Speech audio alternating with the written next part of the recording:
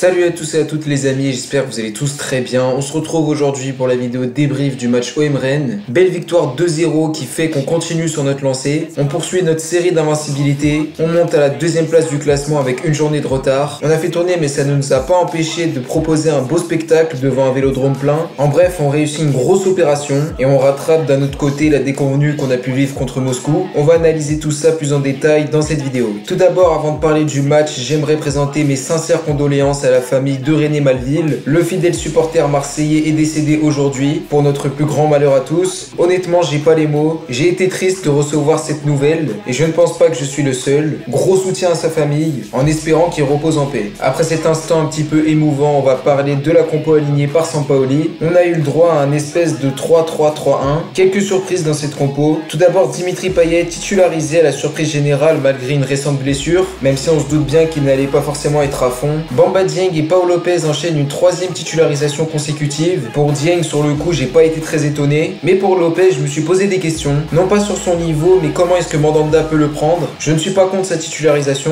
mais je pense quand même que Mandanda a le droit à plus de reconnaissance. Après, c'est pas non plus dramatique. À part ça, on a eu le droit à un Pape Gueye aligné sur le terrain, sûrement pour faire tourner, et c'est aussi une occasion pour lui de se montrer davantage. Compo qui reste sur nos standards habituels. Ceci étant dit, on peut passer à l'analyse de la première période. On a eu 10 premières minutes avec beaucoup d'intensité, on a eu le droit de grosses occasions venant de notre part, on est rentré dans les Rennais et on a réussi à afficher un fort caractère lors des duels. Je trouve donc que c'est une très bonne entame. Les rouges et noirs, eux, ils me semblaient un petit peu endormis et avaient du mal à rentrer directement dans le match. Une entrée en matière compliquée qui nous faisait du bien. Dommage qu'on n'ait pas réussi à concrétiser nos actions dès le début. On peut en tout cas souligner que la qualité technique était remarquable, l'équipe était mobile et proposait du très beau jeu. C'était une domination territoriale. Je fais aussi référence à Dimitri Payet et Under qui ont bien réussi à rester sur leur niveau habituel. Venant de ces deux-là, on a eu le droit de beaux gestes techniques, à de belles passes. Malheureusement, il nous manque toujours cette pointe de réussite. Et plus le temps passe, plus on a l'impression que Rennes revient dans le match. Ça devient d'un seul coup plus compliqué pour nous. Même s'il n'y a pas de doute là-dessus, on reste supérieur tactiquement. Concernant le niveau de jeu affiché des deux équipes, on a senti que l'écart était de plus en plus petit dans les 15 dernières minutes. La défense était de plus en plus bordélique, tandis qu'en attaque, on avait de moins en moins de réelles occasions.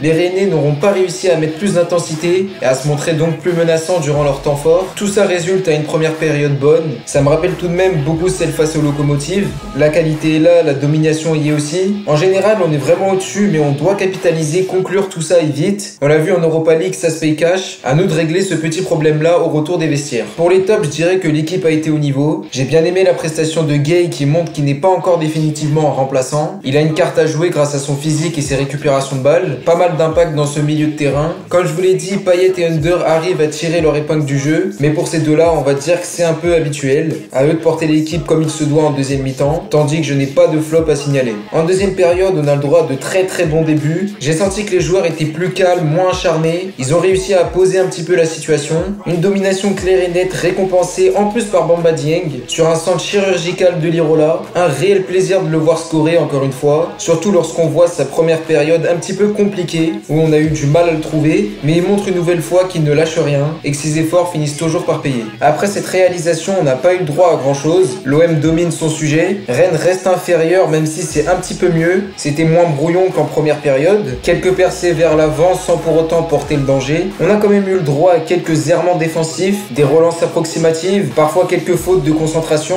des joueurs comme Luan Pérez ou Balerdi qui ne lâchent pas assez tôt leur ballon. Pendant un instant, Samora fait peur. L'équipe se mettait dans des situations peu confortables, mais arrivait tout de même à s'en sortir, donc c'est le principal. On a aussi le droit à un petit peu de coaching venant de Sampaoli qui fait tourner. Des joueurs comme Gerson, Camara, Rongier et Enrique rentrent sur la pelouse. Aminarit remplace lui un Cengiz Under un petit peu moins inspiré en général. Le Marocain semble en jambes dès ses premiers ballons et inscrit pour son premier match au Vélodrome un magnifique but. Il a certes de la réussite, mais arrive tout de même à tenir en équilibre malgré la pression de plusieurs joueurs rennais dans la surface. Un premier but sous les couleurs olympiennes et au stade Vélodrome qui promet du lourd, en espérant qu'il continue sur cette lancée. C'est en tout cas encourageant. Durant les 20 dernières minutes du match, on a une maîtrise totale du ballon, les Rennais sont fatigués, ils n'en peuvent plus et ça se voit dans leur manière de jouer. Ils ne cessent de dégager la balle et montrent beaucoup de signes de fatigue. Bref, à ce moment-là, la victoire nous est promise et à côté de ça, on se régale devant notre télé ou même au stade, alors que les Rennais ne sont décidément toujours pas dans leur match. En conclusion, c'est évidemment une très bonne rencontre. On a eu de la maîtrise, du beau jeu, des surprises, un spectacle magnifique. Je suis charmé par cette prestation,